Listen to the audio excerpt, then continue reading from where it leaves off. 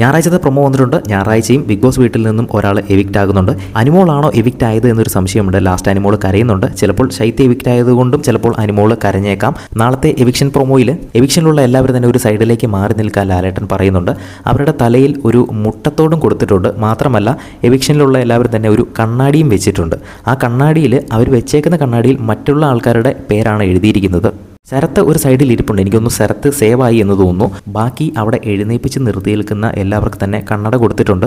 അപ്പോൾ ലാലേട്ടൻ അവരോട് ചോദിക്കുന്നുണ്ട് എന്തെങ്കിലും കാണാൻ പറ്റുന്നുണ്ടോ എന്ന് ചോദിക്കുന്നു. അപ്പോൾ എല്ലാവരും തന്നെ കാണാൻ പറ്റുന്നില്ല എന്ന് പറയുന്നു. അപ്പോൾ തന്നെ ലാലേട്ടൻ പറയുന്നുണ്ട് അതിൽ ഒരാൾക്ക് മനസ്സിലായിട്ടുണ്ട് ആരാണ് എവിക്റ്റ് ആയത് എന്ന്.